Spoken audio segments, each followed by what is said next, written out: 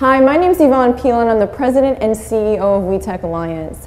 We're here today to launch a new feature called Tech in the City in partnership with the Windsor Star. Tech in the City will bring together WETech experts to talk about tech, to talk about gadgets, to talk about apps, and the latest trends in technology that has not only the city buzzing, but the world. So we're going to kick things off today with Eric Janssen, who is the Chief Revenue Officer of a really cool, innovative tech company here locally. And Fast Company actually named you in 2014 as one of the world's top 10 most innovative companies. So congratulations and welcome to the show. Thanks for having me. So maybe you can kind of just get us into this. What is Intellitix? Sure. I try to really simplify what Intellitix is, and I like to run it through what I call the OMA test. I've got an 85-year-old OMA, and if I can explain it to her, then it's very clear. So Intellitix helps you get into events and pay for things seamlessly. So typically when you go to a music festival and you'd use a paper-based ticket, and then you would go buy something at a bar with cash or with credit card, often kind of a slow and cumbersome experience. So what we do is we take the ticket, we integrate it into a wearable, typically a wristband, and allow you to pay for things using that same wearable. No, is this wristband you're wearing, is this an Intellitix wristband? I wear a bunch of different ones because I'm a little bit of a techie. So this is a Nike FuelBand. This is not an Intellitix wristband. Okay. I've got a handful of them down here. So you may see some different styles. This is kind of a reusable one that you might use at a pool party, cruise ship type of a thing. And then there's some woven wristbands that you may see some of our other clients use. We work with festivals like Coachella, Bonnaroo, Rock in Rio, Tomorrowland, and what you'd see is typally something like this. And like Coachella and Ryder Cup and these events that you're a part of, we're talking about like thousands and thousands of people.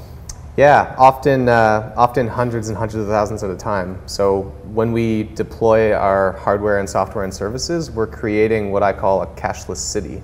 So these are, imagine a city the size of Windsor where you're completely eliminating all cash for a weekend. I'll be honest, I never have any cash with me, so I know that's a trend going forward. So let's kind of step back and really guide us through how a user interacts with Intellitix at an event. So from buying ticket to paying for things. So maybe you can kind of just give us a step-by-step. Sure. So the way that it typically works is you would buy your ticket just like you normally would. So typically online is where people would buy their tickets nowadays.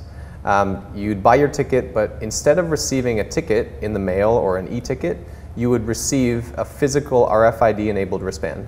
So that's actually mailed to your house. That might sound a little bit old school, but if you look up festivals like Coachella and Tomorrowland, people actually get really excited to receive that wristband in the mail. So they receive it in the mail, they'll put it on before they get to the event, and they're typically adding credit to their account before they get there. So, you know, I'm excited to go to a big festival this weekend, I'll add $100 to my account before I go. When I get to the festival site, I'm holding my wristband up to a piece of equipment which basically just validates that I'm the person who's supposed to have that ticket. It's not a fraudulent ticket, that sort of thing. And then I would be able to go and purchase items on site.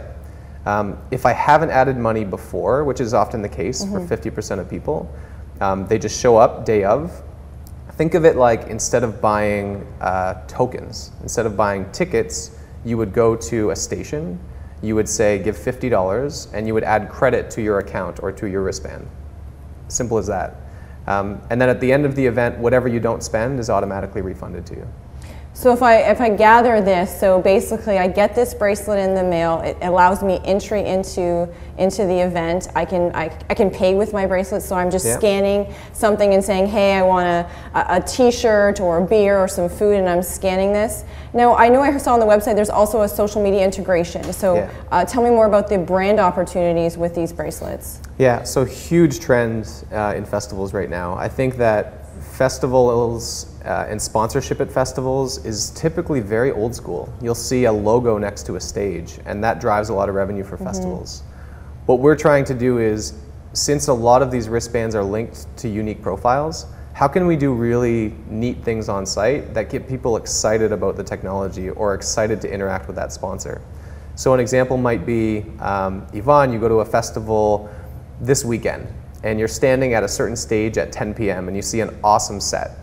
What we do in the background is actually record that Yvonne was standing at that stage and here's the set that she listened to.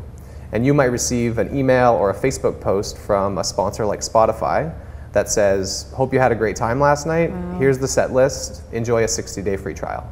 It's amazing. So the sorts of things that make a fan go, wow, that was really cool, versus signing up for a mailing list or just seeing a logo next to a stage. And you mentioned really the event of the future really is a cashless event. Do you have any other trends that you think are coming in terms of what we expect an event in the future? I think event organizers are really focused on three things. One is improving the guest experience. Two is driving more revenue. And three is saving costs. So improving the guest experience, I see a lot of things like niche, almost event within an event popping up. So even locally, you might see a fest. We're partnered with the Harvest Festival. Yes. You might see things there like a craft beer section, a craft wine section, a craft food section, as well as music. So you're kind of appealing to a really broad range of people. If I'm a craft wine or craft beer person, I can spend my whole day doing that. If I want to sit and enjoy the music, I can spend my whole day doing that. So we're seeing a lot of niche kind of events within events pop up. On the technology side, I really do believe that we're seeing just more and more events adopting our technology. Great. So I think everything that you buy at events will eventually be purchased using some sort of cashless technology. You'll see more and more sponsor engagement, so sponsors wanting to see better ROI from some of the campaigns that they're running on site. And then huge things like augmented reality, virtual reality. I've got a friend who runs a company called Metaverse, Alan Smithson. They're doing really, really interesting things in the VR space with festivals and live events. So that is a huge trend. These are all words that make me so happy when we hear about tech, and the great thing is you are local, and you again, Fast Company, world's top 10 most innovative companies. Just to maybe end things, you mentioned the partnership with the We Harvest Fest. So really exciting that we here in our community are going to get to experience the use of these bracelets. So any tips for users coming into this? It's a new thing for us here in Windsor, Essex. So any tips you want to share with the guests at the We Harvest Fest? Sure. It's don't be intimidated. Think of it, if you went to any festival before and you used to buy tickets or tokens, now you're just digitizing that. So if you have no knowledge of how this works, you're confused, don't worry. You're going to receive a wristband on site, and instead of using your cash to get tokens, you're going to use your cash to get digital tokens. The biggest thing though is that our company really tries to work and hold the hand of our partners. So I think technology is probably half of what we do. The other half is how do we anticipate what sort of demographic this is, and how many people are out there that are really not going to be sure about the technology, and how do we put the right marketing and communications plans in place so that when people get there, they're comfortable. Perfect. And if anyone wants to approach you about working with them on their event, how do they reach you? Best way to reach us is through our website. Okay. We've got an email address, pretty front and center there, info@intellitix.com. I'm pretty easy to find online as well, so you can tweet at me, find me on LinkedIn, email me through our website. I'm pretty easy to find. Well, Eric, thank you so much for joining us for our first Tech in the City feature. Really excited. I'm not going to lose tokens, or I always have extra tokens after events, so I'm really excited to check out this bracelet. So there you have it, our first segment of Tech in the City. If you're watching this and have some ideas on what you'd like to see for future programming, feel free to tweet at WETech or the Windsor Star using the Tech in the City hashtag. Again, have a wonderful day, and thank you for joining us.